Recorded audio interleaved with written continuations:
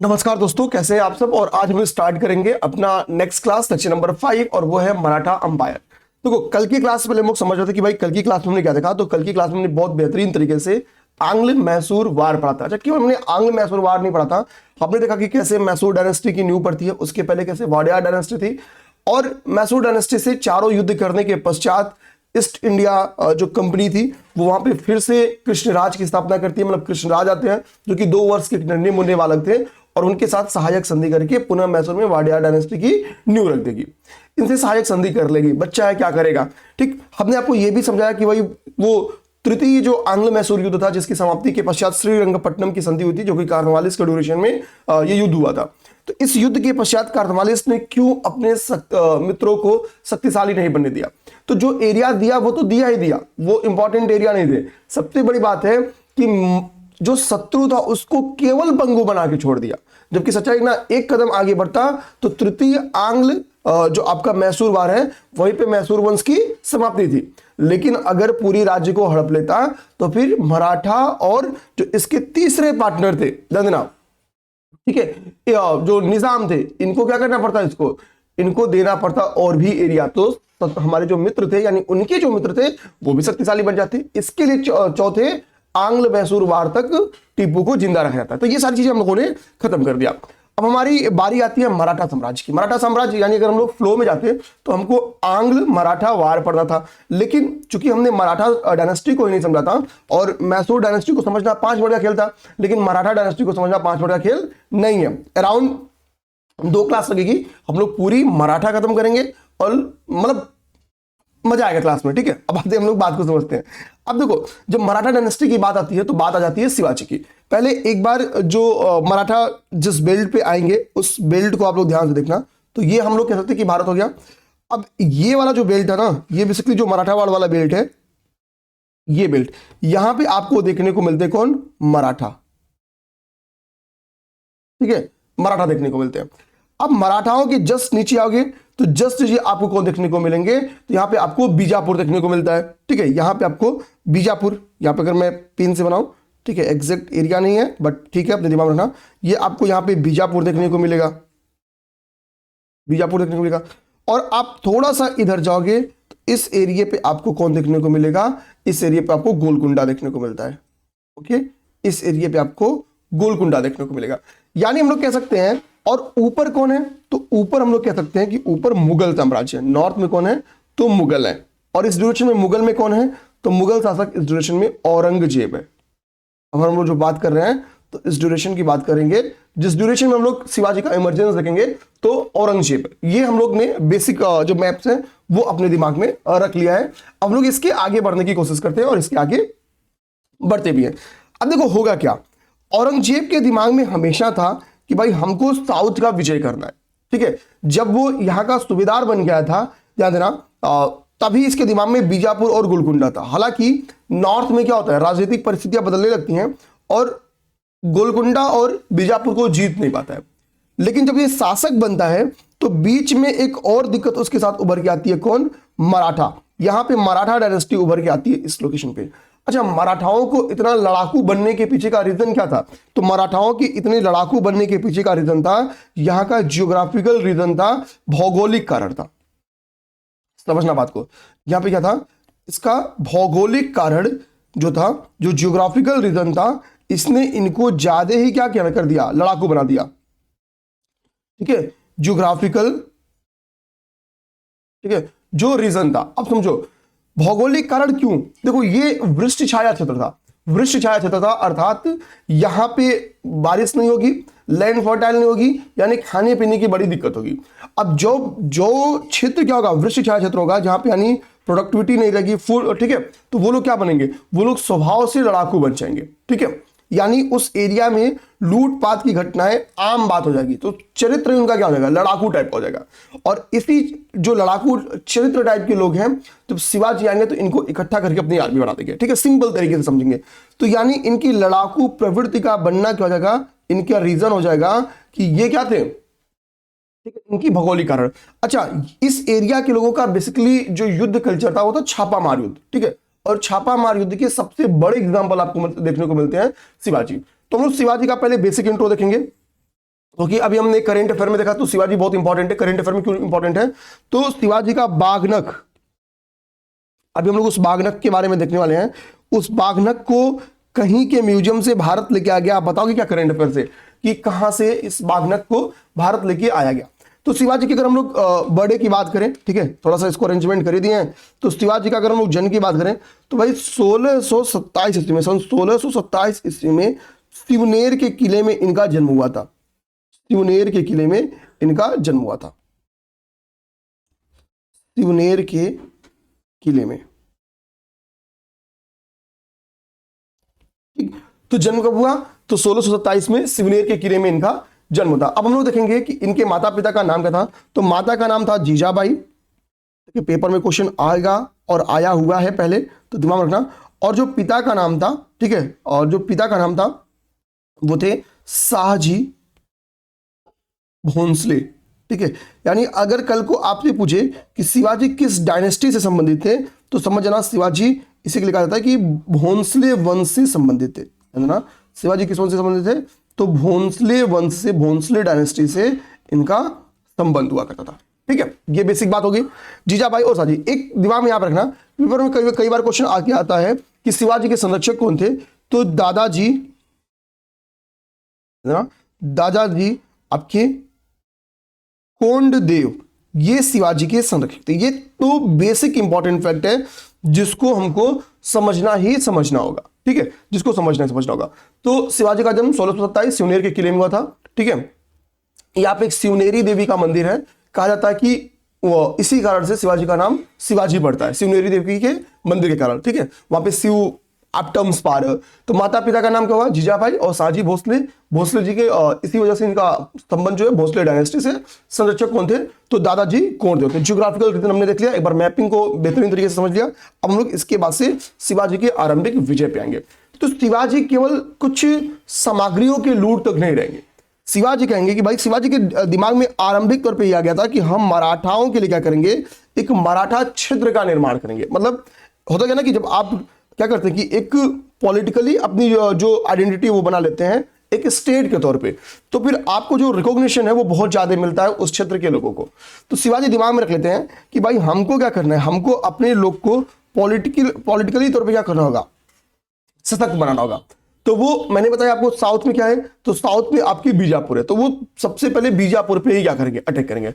बीजापुर के कुछ किले को जीत लेते हैं, जैसे सिंहगढ़ और कोंडाना। ये सिंहगढ़ और कोंडाना के किलों को जीत लेते हैं, हालांकि बाद में कोंडाना का किला लौटाना पड़ जाता है, ठीक है। लेकिन आरंभिक विजय में आप देखो कि सिंहगढ़ और कोंडाना के किलों का उनके द्वारा क्या किया जाएगा, विजय किया जाएगा। 1643 में उनके द्वारा सिंहगढ़ जीता है और आगे चल के उनके द्वारा कोंडाना को 1647 में जीता जाता है। हालांकि कोंडाना का किला उनको छोड़ना पड़ता है, वो एक अलग की बात है, ठीक है। उसके पीछे के रीजन है, हम लोग उसमें नहीं जाएंगे। तो ये हो गया शिवाजी का आरंभिक विजय। अच्छा, ये कोंडाना और सिंहगढ़ किसके कंट्रोल में था? तो कोंडाना और सिंहगढ़ का जो किला था ये था किसका? तो मैंने बताया बीजापुर का ये किला था। क्या था? ये बीजापुर का किला था, ठीक, बीजापुर का किला था। ये आप लोग कह सकते हैं बीजापुर का क्षेत्र था। तो अब यानी शिवाजी का जो मित्रवत व्यवहार हो जाएगा बीजापुर से या शत्रुवत व्यवहार हो जाएगा, तो हम यहीं से समझ जाएंगे नहीं, शिवाजी और बीजापुर के बीच में यहीं से जो व्यवहार हो जाएगा वो शत्रुवत हो जाएगा, क्योंकि भाई उनके क्षेत्र को अब क्या कर रहे हैं, शिवाजी कंट्रोल में ले रहे हैं, अपने कब्जा कर रहे हैं। तो शिवाजी और बीजापुर यहीं से चलना स्टार्ट होगा, ठीक है।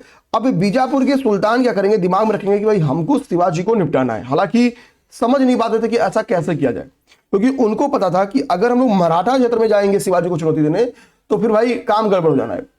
इसी बीच में बीजापुर से एक संदेश आता है कि आपसे अफजल खां मिलने वाला है। आपसे अफजल खां क्या करना चाहता है, मिलना चाहता है। 1659 की घटना आपको बता रहा हूं, ठीक है। ये कब की घटना है? 1659 की, 1659 की करीब में ये घटना है, ठीक है। थोड़ा समय के बाद से शिवाजी की जब और इमरजेंसी होगी, बीजापुर को और परेशान करेंगे, तो अफजल खान को क्या करेगा, बीजापुर का सुल्तान कहेगा कि भाई काम करो, तुम जाओ और थोड़ा शिवाजी को छीन छोटा कर दो, शिवाजी को निपटा दो। अफजल खान हर एक मामले में तो नहीं बोलूंगा, लेकिन शारीरिक तौर पे, बाहरी तौर पे क्या है, अफजल खान शिवाजी से बहुत आगे था। यानी शरीर में वो बड़ा था, हृष्ट पुष्ट था, आर्मी भी इसके पास पर्याप्त थी। तो ये शिवाजी को आमंत्रण करेगा कि एक काम करिए, आइए हम आपसे मुलाकात करना चाहते हैं। शिवाजी भी चूंकि भाई अफजल खां बुला रहा है, ठीक है, सेनापति है पड़ोसी राज्य का, तो सोचेंगे मिल आते हैं। लेकिन वो जानते थे, ठीक है, शिवाजी को इस बारे में पहले से पता भी चल चुका था कि ये कुछ तो गड़बड़ करने वाला है। तो इसके लिए शिवाजी अपनी सेना लेके जाएंगे, लेकिन जहां अफजल खां से उनकी मुलाकात होने वाली है उसके उसके कुछ देर पहले ही शिवाजी सेना को छुपा देते हैं कि भाई आप लोग इधर रहो, ठीक, हम जब इशारा करेंगे तो आ जाना। शिवाजी यहां जाएंगे, यहां से अफजल खां से अकेले मुलाकात करने। इसके पहले वो अपनी पूर्ण तैयारी, जो वो साजो सम्मान होता ना कि वो अब युद्ध में देखेंगे कि लोग मुकुट पहन लेते हैं, वो ढाल लगा लेते हैं, तो शिवाजी इस पूरी तैयारी के साथ पहुंचते हैं, ठीक है। वो जानते हैं कि भाई ऐसा कुछ हो सकता है, और होता भी है। शिवाजी पे प्री अटैक होता है, हालांकि शिवाजी उससे बच जाते हैं। फिर बाद में वो चालाकी से क्या है, बागनक और इन चीजों की चालाकी से क्या करेंगे, अफजल खां की हत्या कर देंगे और इशारा कर देंगे, तो आर्मी भी टूट पड़ेगी और अफजल खां के सभी सैनिकों को भी मार देगी। यानी अफजल खां वाला जो षड्यंत्र था वो 1659 में क्या होता है, फेल कर जाता है, और शिवाजी यहां पे क्या करेंगे, ठीक है, यानी यहां पे बीजापुर का षड्यंत्र क्या हो जाएगा, फेल हो जाएगा। बीजापुर का यहां पे जो षड्यंत्र था वो फेल हो जाएगा, ठीक है। बीजापुर का षड्यंत्र यहां पे फेल हो जाएगा, और यहां पे फिर से शिवाजी की क्या हो जाएगी, विजय हो जाएगी। तो अफजल खां का तो वध कर देते हैं। यहीं से इसी बागनक से करते हैं, जिस बागनक को कहीं के म्यूजियम में रख दिया गया था, मैंने कमेंट में पूछा आपको बताने के लिए, और उसी से क्या होता है, अफजल खां की हत्या हो जाती है। अब बारी यही नहीं थी, शिवाजी क्या करते हैं, मैंने क्या बोला कि शिवाजी की इच्छा क्या है कि हम एक क्या करें, एक अंपायर की नींव रखें, एक स्टेट की नींव रखें। इसके लिए वो क्या करेंगे, उनके दिमाग था कि हमको एरिया अपना और बढ़ाना है, और नॉर्थ में हमने क्या बताया, जैसे वो साउथ में बढ़ेंगे तो वो उनका टकराव किससे होगा, साउथ में बढ़ते ही उनका टकराव हो जाएगा बीजापुर से, और जैसे ही शिवाजी नॉर्थ में बढ़ेंगे तो शिवाजी का टकराव किससे हो जाएगा, मुगल से। तो इसी बीच में क्या होता है, शिवाजी मुगलों के भी कुछ एरिया को कब्जा कर लेते हैं। यहाँ पे एग्जाम्पल के तौर पे आप देखना, यहाँ पे लिखा हूं मैं कि 1665 आते आते, अच्छा शिवाजी के बारे में एक चीज समझना होगा, 1665 आते आते उन्होंने क्या किया, मुगलों के 35 किलो पर कंट्रोल कर लिया। कितने किलो पर, 35 किलो पर कंट्रोल कर लिया, 35 किलो पर इन्होंने अकेले कंट्रोल कर लिया। अब जाहिर सी बात है, जब औरंगजेब को पता चलेगा कि भाई औरंगजेब क्या था, औरंगजेब अपने आप में एक योद्धा था, तो वो सुनेगा कि भाई कि कोई साउथ में क्या कर रहा है कि हमारे तो सब किले को कब्जा जा रहा है, और हम क्या सोचे हैं, यहाँ के किले को तो हम बचा नहीं पा रहे हैं, इस जगह के किले को क्या है, हम बचा नहीं पा रहे हैं, और हमारे दिमाग में है कि हम बीजापुर और गोलकुंडा जीतेंगे। ये तो अपमान की बात है, बीजापुर और गोलकुंडा को क्या मुंह दिखाएंगे। तो वो सोचेगा कि अब हमको शिवाजी का तो कुछ तो खैर करना होगा। एक दो चुटपुट अभियान भेजता है, शिवाजी सबको निपटा देते हैं, ठीक है। अब होगा क्या, इस बीच में अब जब ये दौर आना स्टार्ट होता है, खास जो मुगल का से इनका संघर्ष कॉन्फ्लिक्ट स्टार्ट होगा, तो सबसे पहले शाइस्ता खां को भेजा जाएगा जनरल, जो एक दो मैंने बोला ना कि एक दो मिशन आएंगे, कैंपेन आएगा, लेकिन शिवाजी हरा देंगे। उसी में जो पहला कैंपेन आता है वो शाइस्ता खां का आता है। शाइस्ता खां कौन था, तो शाइस्ता खां कहा जाता है कि ये औरंगजेब का मामा हुआ करता था, ठीक। तो यहां पर हम देखेंगे ये कौन था, तो ये औरंगजेब का मामा था, औरंगजेब का मामा था।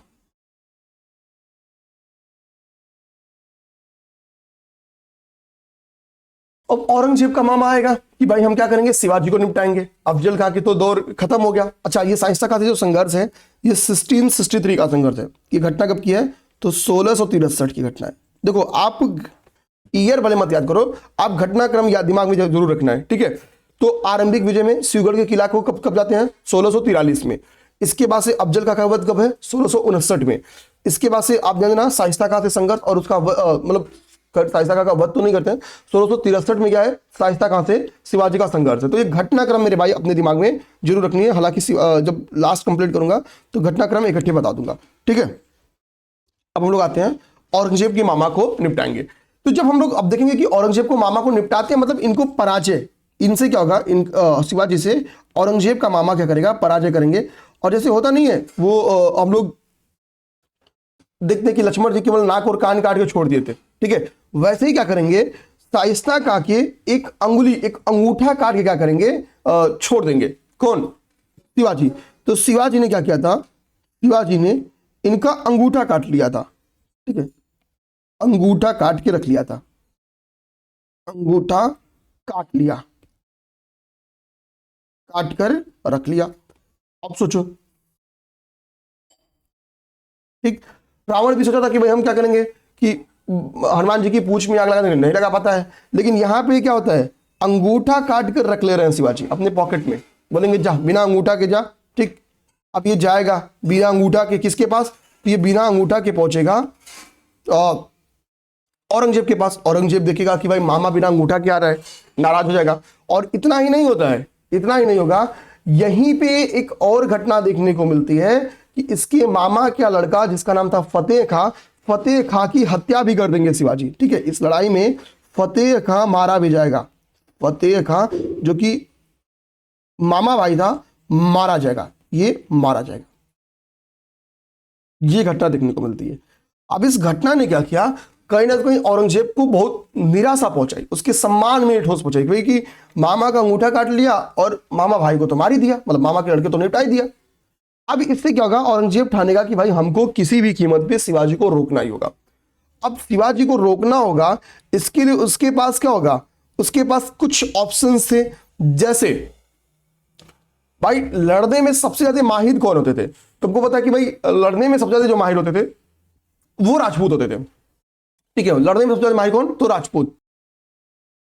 तो होगा क्या, राजपूत सेनापति चूंकि औरंगजेब या हम लोग कह सकते हैं मुगलों के काल में रहते थे, लड़ाई तो सारी राजपूतों ने लड़ी है, तो होगा क्या, अब औरंगजेब को लड़ जाएगा कि ये जो हमारे चुटपुट रिश्तेदार सेनापति ये कुछ नहीं कर पाएंगे, अब हमको पेशेवर लोगों को भेजना पड़ेगा जो योग्य है। तो वो कहेगा जयसिंह से कि भाई जयसिंह आप जाइए और थोड़ा सा शिवाजी से बातचीत करिए, ठीक है। बातचीत नहीं करना है, जयसिंह आपको लड़ाई लड़ना, तो जयसिंह वर्सेस होगा शिवाजी। अब यहां से एक लड़ाई स्टार्ट होगी, जयसिंह वर्सेस शिवाजी, ये होगा, ठीक है। हालांकि देखेंगे जयसिंह जब आते हैं, कहीं आगे तो नहीं लिखा हूं, नहीं ठीक है यहीं पे है, हाँ यहीं पे आप कर लेते हो। अब देखो जयसिंह वर्सेस शिवाजी समझेंगे। तो होता क्या कि जयसिंह आएगा और शिवाजी को कहा जाता है कि पुरंदर की खुशियों पे कहा जाता है कि पुरंदर की लड़ाई में शिवाजी को पराजय का भी सामना करना पड़ता है। इसके लिए यहाँ पे क्या होती है, पुरंदर की ट्रीटी होगी, क्योंकि जयसिंह भी भाई हिंदू था, तो इसके दिमाग में आया कि भाई कि हमको क्या करना है, अच्छा इसको पता था कि शिवाजी बहुत सक्षम है, बहुत योग्य है, और इसने स्ट्रेटजी भी अपनाई, ध्यान देना, इसने स्ट्रेटजी भी क्या अपनाई कि अगर यहाँ पे शिवाजी रहेंगे तो इसका फायदा किसको है, तो इसको लगा कि इसका फायदा तो खुद हमारे महाराज को ही है, यानी किसको है, औरंगजेब को ही है। समझना कैसे, कि औरंगजेब का दक्षिण अभियान तो अभी बचा है ना, दक्षिण के राज्यों को तो औरंगजेब को विजय करना ही करना है, तो उसमें इसको लगा कि हम शिवाजी की मदद ले सकते हैं दक्षिण विजय में, एक योग्य बंदा है। तो वो क्या करेंगे, पुरंदर की युद्ध के पश्चात एक ट्रीटी होती है जिसको हम लोग कहते हैं पुरंदर की संधि, ठीक है। दूसरा पे उठा लेते हैं, पुरंदर की संधि, ठीक, पुरंदर की संधि होगी। अच्छा ये पुरंदर की संधि कब होगी, तो ये पुरंदर की संधि आपको एग्जैक्ट डेट अगर याद रखना है तो दिमाग में रखना 22 जून, ठीक है, 1665 1665 को ये पुरंदर की ट्रीटी होगी।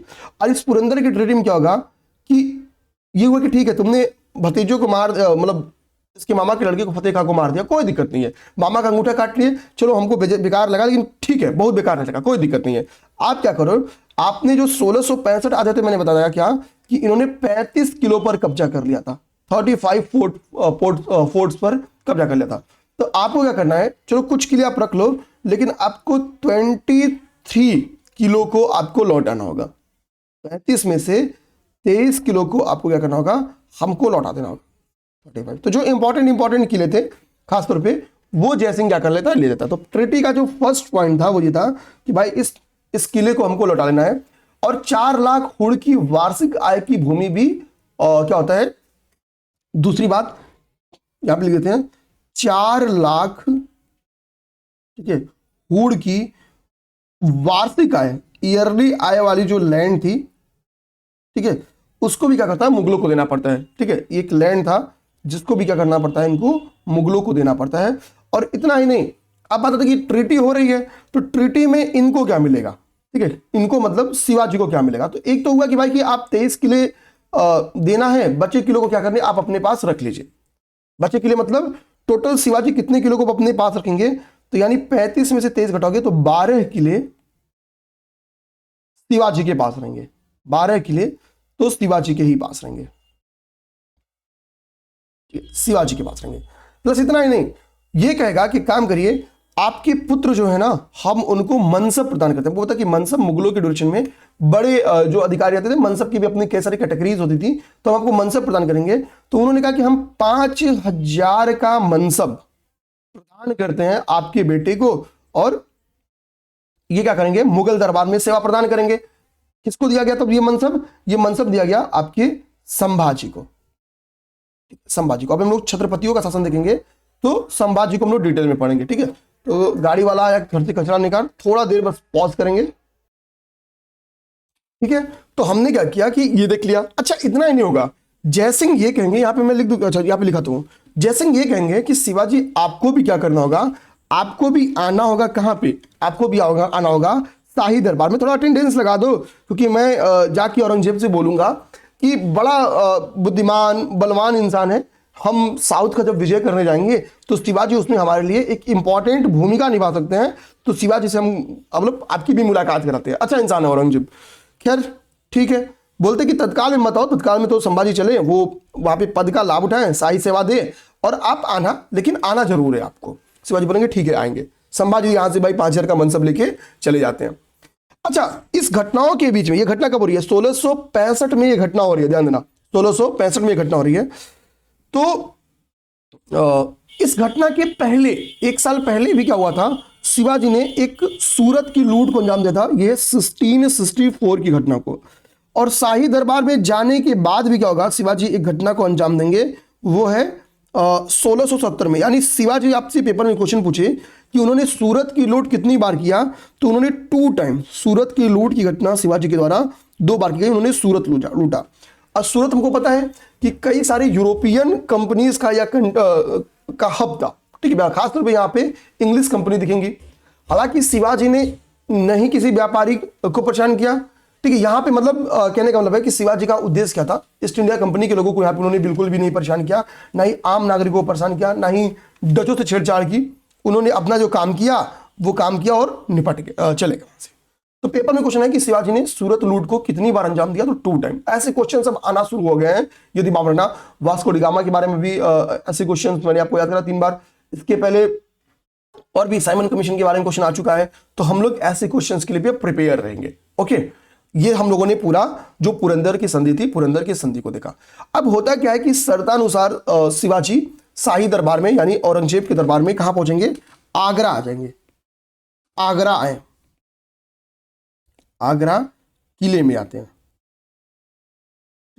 अच्छा ये बताओ, अब औरंगजेब की नजर में शिवाजी कैसे होंगे, तो औरंगजेब अपनी नजर में तो शिवाजी को बहुत कमतर रखेगा। ऊपर से भाई मामा का अंगूठा काट लिए हैं, और क्या है, मामा भाई फतेह खां को निपटा दिए हैं, ठीक, ये सब काम होगा। और भी बहुत सारे भाई किले को कब्जा कर रहे हैं, 12 किला तो अभी भी इनके हाथ में है, ठीक। तो यानी कहने का मतलब है कि शिवाजी को औरंगजेब जाहिर सी बात है कि इज्जत तो देगा नहीं, ठीक। और स्वभाव का भी वो ऐसा इंसान था भाई, इधर शिवाजी कट्टर हिंदू, और वो हम लोग, हालांकि औरंगजेब की सेना में जो हिंदू सरदारों की संख्या थी वो बहुत ज्यादा थी, हिंदू सेनानायकों की संख्या बहुत ज्यादा थी, तो लाखों मुगल पीरियड में सबसे ज्यादा थी। तो इस वजह से भी भाई टकराहट तो रहेगा ही रहेगा। अब होता क्या है समझना, शिवाजी जाएंगे तो शिवाजी को वो रिस्पेक्ट नहीं मिलती है, भाई शिवाजी बड़े इंसान। अब वो क्या करेगा कि संभाजी को 5,000 का मनसब दिया है, तो 5,000 का मनसब क्या करेगा, शिवाजी को भी दे देगा। शिवाजी नाराज होंगे, भाई ये कौन सी बात है। अच्छा जिगरा देखो, मतलब शिवाजी का जैसे जिगरे के अंदाज लगाओ। जैसे ही रॉयल दरबार में क्या होगा कि 5,000 के मनसब का अनाउंसमेंट होगा कि शिवाजी आपको 5,000 का मनसब दिया जाता है, शिवाजी तुरंत विरोध करेंगे, नहीं चाहिए हमको। और रॉयल दरबार में विरोध करने का मतलब होता था शाही विद्रोह, क्योंकि सामने औरंगजेब है और औरंगजेब के सामने कोई विरोध करने की हिम्मत रख सकता सामने, वो शिवाजी हो सकते हैं। शिवाजी ने सीधा विरोध नहीं करेंगे, नहीं लेंगे मनसब, जबकि उनको पता है कि संभाजी भी यहीं पे हैं, उनको पता है कि मैं दूसरे की कोर्ट में मौजूद हूं, दूसरे के दरबार में मौजूद हूं, दुश्मन के दरबार में मौजूद हूं, विरोध कर देंगे। तो क्या होगा, होगा वही कि शिवाजी को कैद किया जाएगा, जयपुर भवन में इनको कैद करके रख दिया जाएगा, जयपुर भवन में रख के। लेकिन मैंने एक चीज हमेशा ध्यान देना, शिवाजी से जिंदगी में अगर तत्कालीन किसी भी अंपायर ने सीखा होता ना, तो अंग्रेजों का गुलाम कभी आजीवन नहीं बनते। या शिवाजी की बातों को अगर आगामी लोगों ने, इन्हीं की पीढ़ियों के, इन्हीं के वंशजों ने ध्यान में रखा था, तो कभी भी ये लड़ाई नहीं हारते। जब ये जयपुर भवन में थे, जयपुर भवन पेपर में क्वेश्चन आ जाए कि कहां पे थे, तो आगरा में है। तो यहां पे ये एक रॉयल हम लोग कह सकते हैं कि जेल था। शिवाजी को अचानक एक बंदा दिखेगा जिसका नाम था हीरोजी फर्जंद। इसी कैद में एक बंदा दिखता है जिसका नाम है हीरोजी फर्जंद। ठीक है, ये बंदा, ठीक है, हम शक्ल था कॉपी पेस्ट से शिवाजी के। हीरोजी फर्जंद से शिवाजी बात करेंगे, बोलेंगे भाई तू कैदी में रहेगा तो थोड़ा मदद करो, मैं भाग जाऊंगा, तुम मेरी फिक्र मत करो, तुम अपनी फिक्र करो। तो हीरोजी फर्जंद बात भी मानेगा। इनसे साठगांठ करके शिवाजी अचंभित करके भाग जाते हैं। ठीक है, यानी यहां से शिवाजी भाग जाएंगे और भाग के कहां जाएंगे, पूना जाएंगे। पूना में मुअज्जम रहता है। अभी जो औरंगजेब के बाद हम लोग देखेंगे मुअज्जम आता है। मुअज्जम को बताएंगे भाग है, बता दो पूरा भाग के आ गए। ये हिम्मत थी भाई, एक तो जाके औरंगजेब के कोर्ट में विरोध करना, पकड़ाना, वहां से चालाकी से निकलना और उसी के लड़के को बोला भागा है, बता दो पूना में है। ठीक है, अब हालत मुअज्जम की खराब, क्योंकि जानता था भाई कि शिवाजी की रिस्पेक्ट क्या है। अब समझ गया था कौन, इस समय तक आते आते अब समझ गया था औरंगजेब भी, भाई ये बंदा आम नहीं है, इसको मतलब इससे दुश्मनी मोल लेना अच्छी बात नहीं है। तो फाइनली राजा की उपाधि देता है कौन, औरंगजेब रिकॉग्नाइज करता है, ठीक है भैया आप राजा हो, और मराठा राज्य की नींव रखेंगे। अब जब जैसे ही यहां से आते हैं शिवाजी, तो शिवाजी यहां पे क्या करेंगे, मराठा स्टेट की नींव रखेंगे, मराठा राज्य की नींव रखेंगे उसी क्षेत्र में, जो क्षेत्र मैंने आपको ऊपर हाईलाइट किया था। इस बीच में भाई हम हिंदू धर्म में हमको पता है कि अगर आप कोई शुभ काम कर रहे हो और इस बीच में कुछ अशुभ काम हो जाता है, जैसे शिवाजी की माता का डेथ हो जाता था, ठीक है, हो गया था पहले राजाभिषेक के ड्यूरेशन में। तो शिवाजी का 2 बार राजाभिषेक हुआ, दिमाग ना 1674 में शिवाजी का राजाभिषेक होना स्टार्ट होता है। तो 74 में जब शिवाजी का, अच्छा ये जो राजाभिषेक था ये गंगा भट्ट जी के द्वारा किया गया था, ध्यान देना, क्योंकि दक्षिण के जो ब्राह्मण थे उन्होंने शिवाजी को छत्रपति की उपाधि देने से मना कर दिया था कि हम आपको छत्रपति की टाइटल नहीं देंगे। तो शिवाजी क्या कहते हैं, बनारस के ये पंडित थे, वाराणसी के पंडित थे, वाराणसी के ब्राह्मण थे हम लोग कह सकते हैं, इनको बुलाते हैं और बहुत सम्मान के साथ क्या होता है कि शिवाजी का राजाभिषेक होगा, गंगा भट्ट जी के द्वारा किया जाता है। लेकिन इस बीच में घटना घटने को देखने को मिलती है कि कुछ ही दिन बाद शिवाजी की माता जी का डेथ हो जाता है। तो इसलिए राजाभिषेक को अपवित्र मान के शिवाजी अपने राजाभिषेक को रोक देते हैं।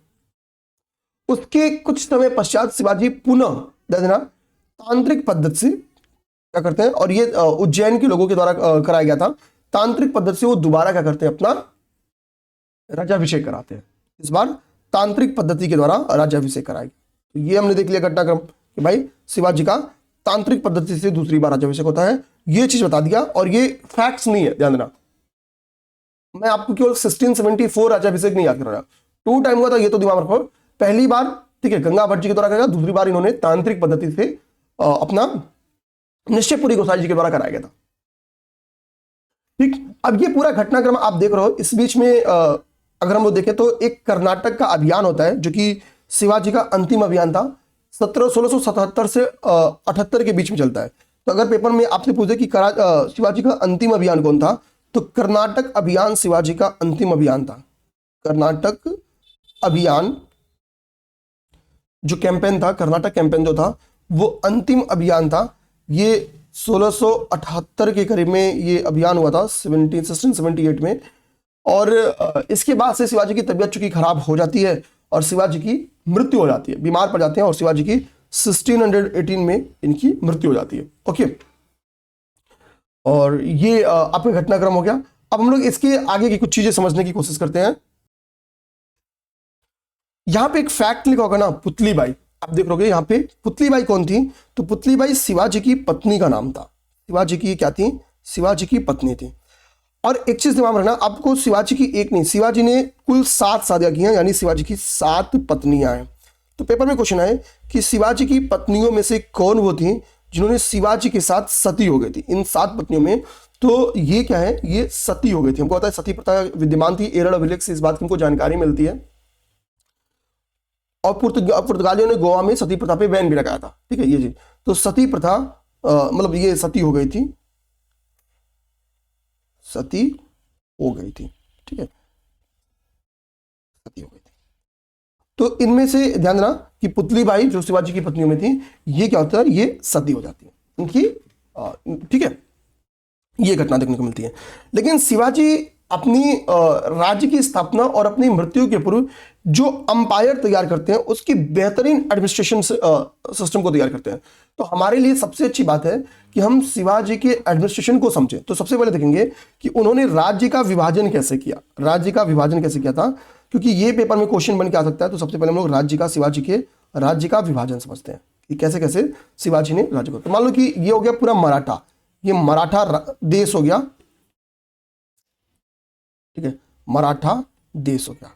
तो अब मराठा देश को ये क्या करेंगे, कई सारे प्रांतों में डिवाइड करेंगे, ठीक है। ये नॉर्मल डिवीजन हर एक आपको अंपायर में देखने को मिलेगी। प्रांतों को सूबा कहते थे, ध्यान देना। ये क्या करेंगे कि कई सारे सूबों में फिर इसका डिवीजन करेंगे, ठीक। तो हो गया प्रांतों का, हो गया सूबा में डिवीजन हो गया। अब बात आती है जब प्रांतों का सूबा में डिवीजन हो गया तो सूबा के आगे क्या था, तो आगे सूबा को परगनों में डिवीजन किया जाता है, परगना।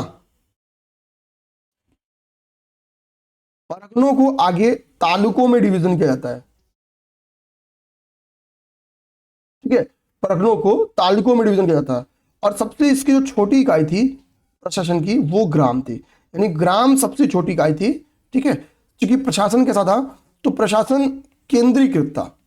कैसा प्रशासन था, तो केंद्रीकृत प्रशासन था, ठीक है। ये हम लोग समझ गए। तो ये ग्राम क्या थी, सबसे छोटी इकाई थी। तो ये था कि जो बंटवारा था, ठीक है, एडमिनिस्ट्रेशन ऑफ शिवाजी था, तो शिवाजी का एडमिनिस्ट्रेशन इस हिसाब से डिवीजन था, जैसे आज हम लोग देखते हैं। अब शिवाजी के जो प्रमुख मंत्री थे, जिसको हम लोग कह सकते हैं कि अष्ट प्रधान के नाम से जान सकते हैं, ये प्रमुख मंत्री की जगह पे अगर हम प्रमुख सचिव के तौर पे इनको बोल लें तो सर्वे सौरा कौन थे, भाई शिवाजी होते थे।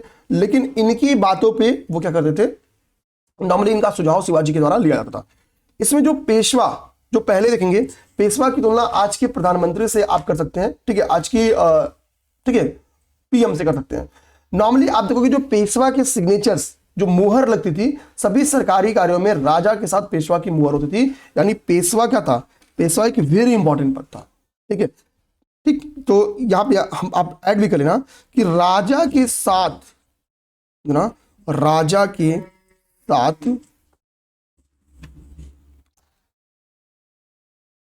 सरकारी कार्यों में क्या होता था, सरकारी कार्यों में, सरकारी कार्यों में मुहर जो है ना, ये लगाते थे, इनका भी मुहर। इससे इंपॉर्टेंस पता चलता है कि इन सभी लोगों में सबसे इंपॉर्टेंट जो पदाधिकारी थे वो कौन थे, वो पेशवा थे। तो हमारा हो गया पहला नंबर पे पेशवा। सेकंड हमारा क्या है, सेकंड हमारा है जो वो है वाक्यानुविस। वाक्यानुविस को दिमाग में रखना, ठीक है। बेसिकली ये आज के होम मिनिस्टर की तरह थे, आज के गृह मंत्री की तरह थे, ठीक है। इनका काम क्या था, जैसे कि राजा की सुरक्षा व्यवस्था देखना, गुप्तचर विभाग सूचना का प्रबंधन करना, बेसिकली होम मिनिस्टर। आज के हम लोग गृह मंत्री से इनकी तुलना कर सकते हैं, आज के गृह मंत्री की तरह ये थे।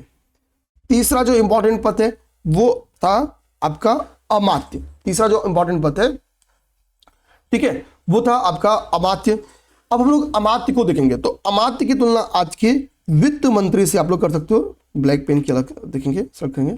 आज के आप लोग फाइनेंस मिनिस्टर या वित्त मंत्री से आप अमात्य की तुलना कर सकते हैं, ठीक है। ये राज्य की आय और व्यय का क्या करते थे, ब्यौरा लेते थे। आय व्यय का ब्यौरा जो देखते हैं वो ये देखते थे, आय, राज्य के आय व्यय का ब्यौरा। ये किसका काम था, तो वित्त मंत्री का। सुमंत और दबीर देखोगे तो आज के फॉरेन मिनिस्टर या विदेश मंत्री के तौर पे इनको आप देख सकते हो, ठीक है। सचिव जिसको हम लोग सुरूनविस भी कहते थे, ठीक है, ये चौथे हो गए आपके। अब आपके पचवे हो गए सचिव जिसको हम लोग सुरूनविस भी कहते थे, या इन्हीं को हम लोग एक और नाम से जानते थे, चिटनिस नाम से भी जानते थे। तो इनका काम क्या था, ये बेसिकली पत्राचार विभाग के प्रमुख हुआ करते थे। ध्यान देना ये क्या थे, तो ये पत्राचार विभाग के प्रमुख थे, पत्राचार विभाग के प्रमुख थे। सब नोट करते चला मेरे भाई। पेपर में आप अष्ट प्रधानों के ऊपर एक तो क्वेश्चन आ सकता है कि अष्ट प्रधान में, ठीक है, ये लाइक सचिव थे, ठीक है, किसकी कौन क्या थे, इसको मैथ्स कॉलम में दे सकता है, स्टेटमेंट में दे सकता है, ठीक है। ये सब दिमाग में आपको रखना है। छठवां भाई जुडिशरी हर एक डायनेस्टी के लिए बहुत इंपॉर्टेंस होती है भाई। जुडिशरी सिस्टम है तो ही आपकी पूरी की पूरी हम लोग कह सकते हैं कि विधायिका और कार्यपालिका काम करती है, ठीक है। वो एक अलग की बात है कि आज सब अलग अलग है, कोई किसी के क्षेत्र में दखल नहीं देता है, तब भाई सब कुछ सर्वे सर्वा राजा हुआ करता था। अब लोग देखेंगे न्यायाधीश, तो जो न्याय विभाग का प्रमुख होता था, जो जुडिशरी का काम देखना था, वो आपका न्यायाधीश होता था। तो ये क्या था, ये न्याय विभाग का प्रमुख था, न्याय विभाग का प्रमुख हुआ करता था आपका न्यायाधीश। अब अगला क्या है, सरे नौबत, जो कि सेनापति था। सेनापति सेना का सर्वे सर्वा होता था, सबसे बड़ा जो मालिक होता था सर्वे वो था आपका सेनापति, यानी सैन्य व्यवस्था का हम लोग कहते हैं या सेना प्रमुख टाइप का ये था, या हम लोग कहते हैं ये बेसिकली क्या था, ये सेना प्रमुख था। अगला आपका हमको पता है कि पंडित राव था, जिसको हम लोग सद्र के नाम से जानते हैं, वो था, ये धार्मिक मामलों के अधिकारी हुआ करते थे, धार्मिक मामलों के अधिकारी, धार्मिक मामलों के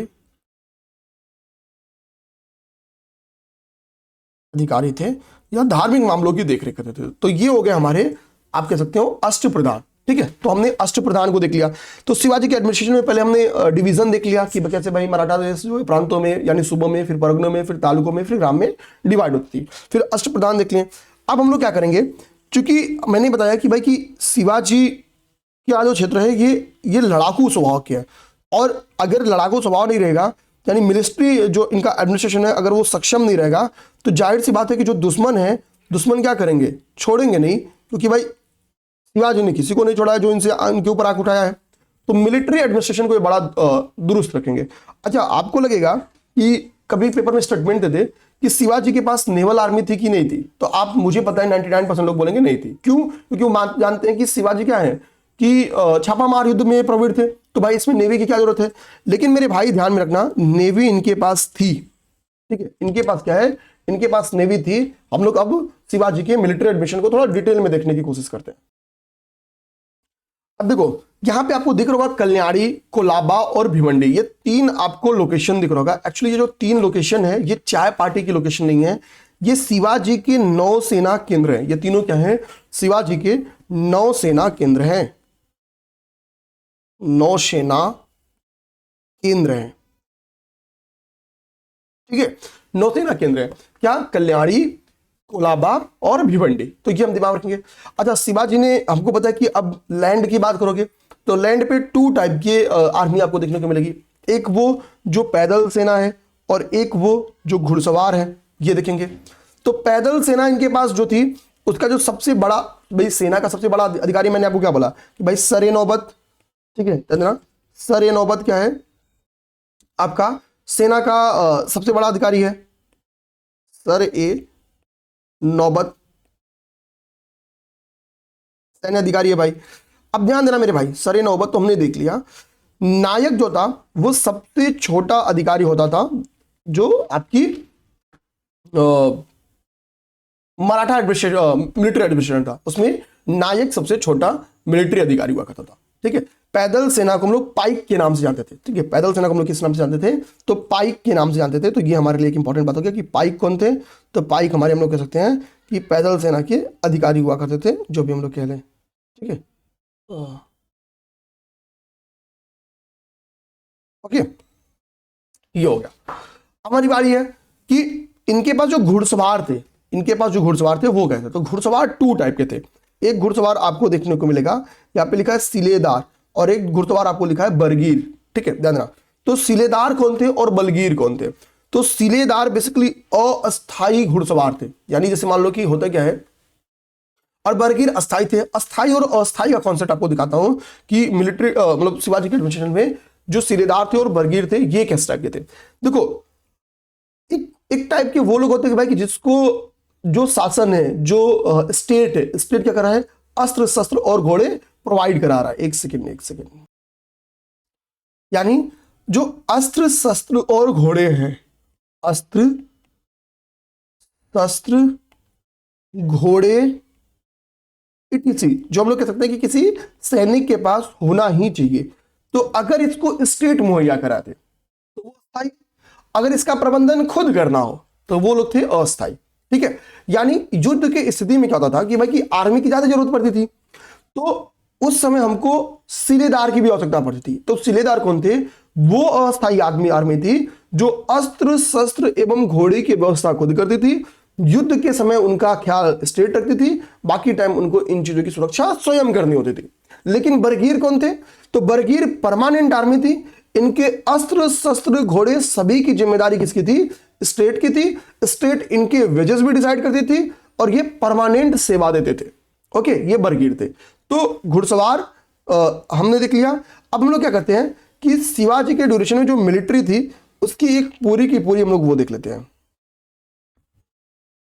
शिवाजी के ड्यूरेशन में तो जो अधिकारियों का था, तो सबसे बड़ा छोटा अधिकारी हवलदार, फिर जुमलादार, फिर एक हजारी, फिर पंच हजारी, फिर सरे नौबत। ठीक है, ये अधिकारियों का क्रम क्या था? क्रम था। अब देखो, जो हमने बरगीर यहां पे बताया ना, ये घुड़सवारों की बात बता रहे हैं। ठीक है, ये बरगीर। तो ध्यान देना कि 25 बरगीर जो होते थे वो एक हवलदार के बराबर होते थे। कितना? 25 बरगीर। बरगीर कौन थे? अस्थाई आर्मी थी, सॉरी अस्थाई आर्मी थी।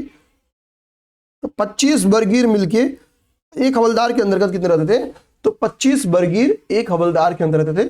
ठीक है, जुमलादार के अंतर्गत तो 5 हवलदार एक जुमलादार के अंतर्गत, 5 हवलदार एक जुमलादार के अंतर्गत रहते थे।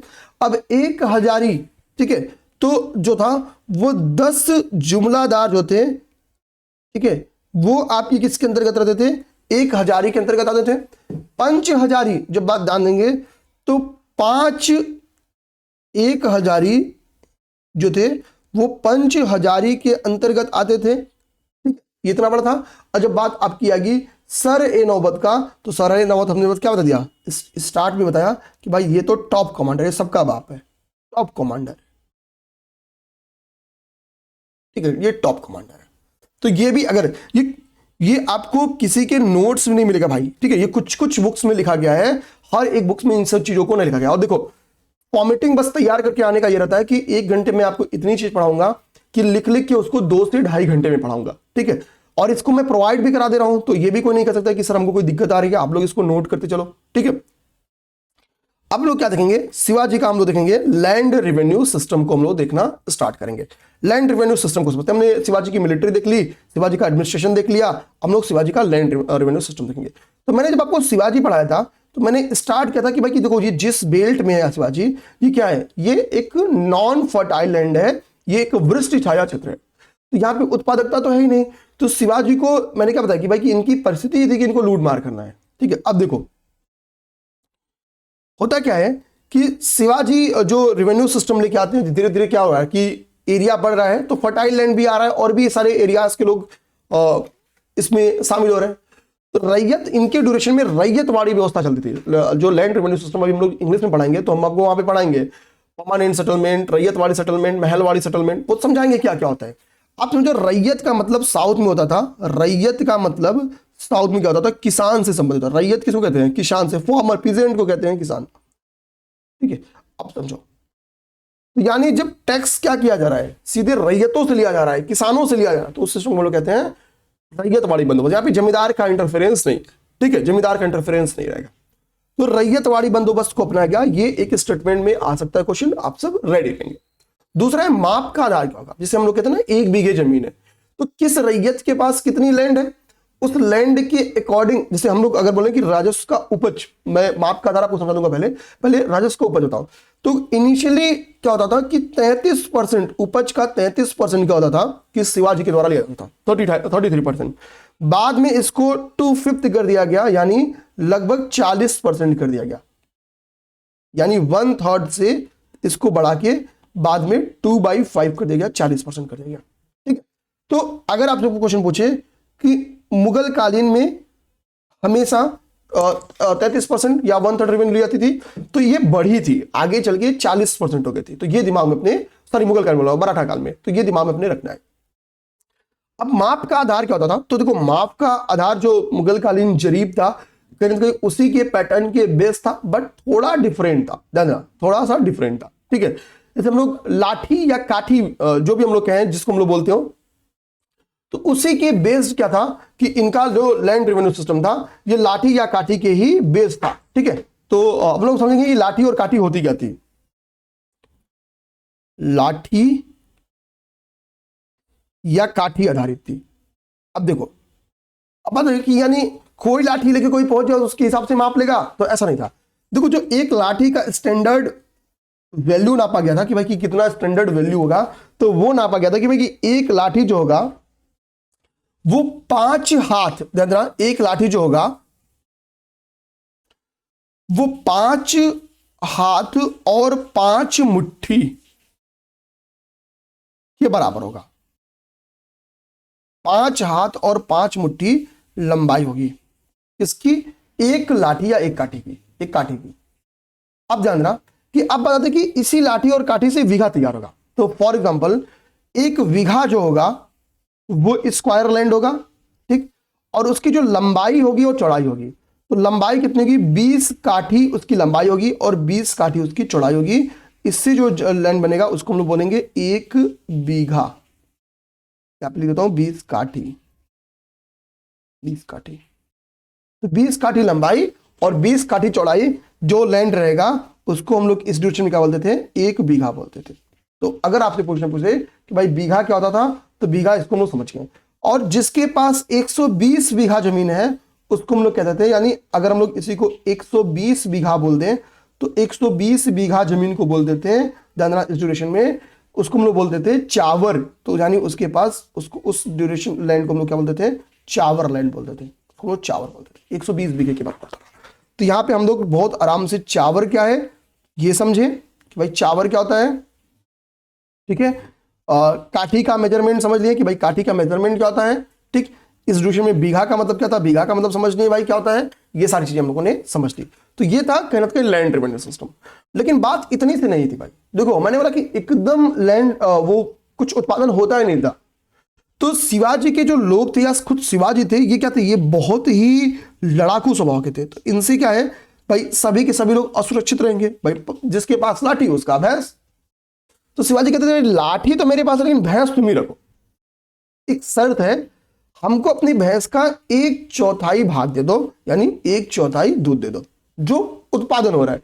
तो सुरक्षा, ये इनडायरेक्टली एक प्रकार का सुरक्षा कर है। यूपीएससी ने पूछा भी है कि चौथ किस टाइप का टैक्स है, तो चौथ एक सुरक्षात्मक कर है, एक सिक्योरिटी एक सेफ्टी टैक्स है। इसको 1/4 हम लोग रेवेन्यू का 1/4 क्या होता था, चौथ के रूप में लिया जाता था संबंधित राज्य से। और चूंकि शिवाजी और शिवाजी के वंशज खुद को मराठा क्षेत्र का सबसे बड़ा सरदेशमुख मानते थे, तो वो 1/10 भाग क्या होते थे, सरदेशमुखी भी लेते थे। तो कल को ये आपको दे दे स्टेटमेंट में, कथन कारण में, कि कथन नंबर 1, ये शिवाजी के द्वारा, ठीक है, पड़ोसी राज्यों से 1/4 भाग सुरक्षात्मक कौर के तौर पर चौथ और 1/10 भाग सरदेशमुखी लिया जाता था। कारण, ठीक है, ठीक, या हम लोग कह सकते हैं आगे चल के, ठीक है, खैर कथन काल में इसको ना भी कन्वर्ट करो। तो देखो ये स्टेटमेंट सही है। एक रीजन आपको बताता हूं कि चौथ और सरदेशमुखी, अगर हम लोग देखें कि मराठा साम्राज्य के पतन का मेन रीजन भी बनेगी, मेन रीजन भी, अब आपको समझा रहा हूं, ये समझने की जरूरत है, ये कहीं फैक्ट नहीं मिलेगा बुक में, ठीक है। चौथ और सरदेशमुखी, देखो चौथ और सरदेशमुखी के बारे में मैंने आपको बताया कि ये क्या होता था, इसको नोट करना आप लोग कि ये पड़ोसी राज्यों से लिया जाता था। क्यों भाई, हम आपको छेड़ेंगे नहीं और कोई आप पे हमला करेगा तो हम आपको बचाएंगे, बस इस बात पे। और शिवाजी करते भी हैं, शिवाजी के वंशज भी करते हैं। अभी आपको पानीपत का तृतीय युद्ध दिखाते हैं, ठीक है। अंग्रेज तोड़ देते संधि, बाढ़ में जाए, ये डिफरेंस रहता था, ठीक। अब पड़ोसी राज्यों से आपको दिखाते हैं। तो पड़ोसी राज्य कहीं ना कहीं चौथ और सरदेशमुखी सिस्टम से बड़ा फियर होकर रहते थे। जब आपको कोई चीज सामग्री डर से मिलेगी ना, समझना, आपको समझ गए कि आपकी इज्जत अगर डर से है तो मौका मिलेगा तो जिसको आप डराए हुए हैं वो आपका साथ नहीं देगा, गद्दारी करेगा ही करेगा, सीधी सी बात है। तो होता क्या है, जब आगे मराठा कमजोर होंगे, जब उनको पड़ोसी राज्यों की नीड बढ़ेगी, पानीपत का थर्ड वार में आपको समझना है इस चीज को, तो कोई भी पड़ोसी राज्य मराठा को समर्थन नहीं करेगा, क्योंकि वो कहने कि आगामी जो सक्सेसर्स थे उनसे बहुत परेशान हो जाते हैं। तो चौथ और सरदेशमुखी पतन का भी कारण बनती है। इस चीज को भी आप लोग नोट कर जाना कहीं। अब यहाँ पे हम लोग अगली बारी हमारी है शिवाजी के सक्सेसर्स की। तो यहाँ पे बस इंट्रो दूंगा, शिवाजी के सक्सेसर्स के बारे में कलम में पढ़ेंगे। शिवाजी के सक्सेसर मैंने आपको पहले बताया कि संभाजी के बारे में, कि हम लोग क्या करेंगे भाई, संभाजी को पढ़ेंगे, ठीक है। संभाजी की जो भी बातें हैं बहुत इंपॉर्टेंट उसको हम लोग देखेंगे। लगभग 9 सालों की घटना है। इसके बाद से राजा राम की बारी आती है, ठीक है। चूंकि राजा राम की जब डेथ हो जाती है, शिवाजी के दोनों पुत्र हैं, संभाजी और राजा राम, ये दोनों लोग शिवाजी के पुत्र हैं, ठीक है। तो राजा राम की जब मृत्यु हो जाती है तो इनका अल्पवयस्क पुत्र रहता है जिसका नाम है शिवाजी द्वितीय। अब यहीं से टकराहट की स्थिति आएगी क्योंकि संभाजी यहीं से लौट आते हैं, ठीक है। टकराहट की स्थिति आएगी। अब चूंकि मतलब ये चीज खैर कॉन्सेप्ट कल समझाऊंगा। तो शिवाजी द्वितीय अल्पवयस्क थे, तो अब होगा क्या, इनको संरक्षण कौन देगा, ताराबाई संरक्षण देंगे, संरक्षिका बनेंगे। ताराबाई महान हम लोग कह सकते हैं योद्धा भी थी, ठीक है। गजब का शासन चलाती हैं, बल्कि सबसे अच्छी बात नहीं कि खुद ही शासन पे बैठी होती तो अच्छी बात रहती और ज्यादा अच्छी बात रहती, हालांकि बैठी थी। सिंबॉलिकली शिवाजी द्वितीय थे। इसके बाद से साहू जी की बारी आएगी।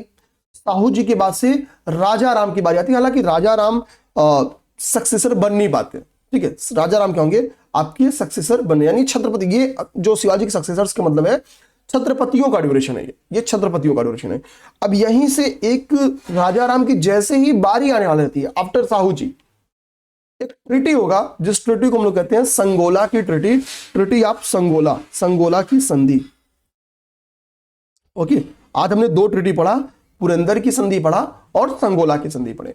तो संगोला की संधि कब होगी, 1750 में। राजा राम द्वितीय जो कि अंतिम छत्रपति हैं, और पेशवा बालाजी बाजीराव जो कि सर्वे सर्वा बन जाएंगे। ये पेशवा थे। तो मैंने आपको बताया था जब अष्टप्रधान पढ़ाया था तो उसमें आपने पेशवा देखा होगा, ठीक है। तो भाई पेशवा का पद शुरू से ही पता चला कि बहुत इंपॉर्टेंस पद है। तो होगा क्या, यहां एक ट्रिटी होगा कि भाई कि मराठा स्टेट का सर्वे सर्वा कौन, तो होगा पेशवा, क्योंकि बालाजी जो बाजीराव थे वो सर्वे सर्वा थे। भाई वास्तव में अप्रोच देखो, एडमिनिस्ट्रेशन देखो, युद्ध कला देखो, सब में बालाजी बाजीराव महान। अब हुआ क्या है, जब सक्सेसर्स का क्रम मिलाने के लिए इस बार यूपी पीसीएस में दिया था तो उसमें एक ऑप्शन था बालाजी बाजीराव, और जैसे ही आप बालाजी बाजीराव को सबसे टॉप पे रखते आंसर मिल जा रहा था। मैंने क्या बोला था, केवल इंट्रो से इस बार का आंसर निकलेगा। हो गया, तो संगोला की ट्रिटी हो जाती है। तो लगभग 53 मिनट की हमारी क्लासेस हुई, इसमें हमने अच्छा खासा मराठा कवरेज किया। कल हम लोग शिवाजी के सक्सेसर्स को देखेंगे, और कल ही पूरा प्रयास रहेगा कि आंग्ल मराठा युद्ध करा के मराठा डायनेस्टी में खत्म करके हम आगे की क्लासेस में आगे बढ़ेंगे, ठीक है। जय हिंद, जय भारत। देखो टेस्ट सीरीज चल रही है मेरे भाई, आप सब टेस्ट सीरीज देते चलो। हम केवल हिस्ट्री पे ही नहीं रुकेंगे, अभी सभी क्लासेस आपको प्रोवाइड कराई जाएंगी, धैर्य रखो बस, ठीक है। आपके प्रीलिम्स के पहले केवल क्लास और नोट्स के साथ 15,000 एमसीक्यू की जो बुकलेट है, या यूपीपीएससी के जो पुराने क्वेश्चंस हैं, साथ ही साथ अदर एग्जामिनेशन में आए हुए जो एनालिटिकल क्वेश्चन है, जो डबल स्टेटमेंट सिंगल क्वेश्चन है, ट्रिपल स्टेटमेंट क्वेश्चन है, मैथ्स दी कॉलम के क्वेश्चन है, कूट के क्वेश्चन है, उनका प्रैक्टिस करते चलो, ताकि किसी भी प्रकार का क्वेश्चन है तो आप सक्षम रहो। इन विषयों में मैं आपको, विश्वास रखो, कॉन्सेप्चुअली और फैक्चुअली दोनों ही तरीके पे स्ट्रांग कर दूंगा। जय हिंद।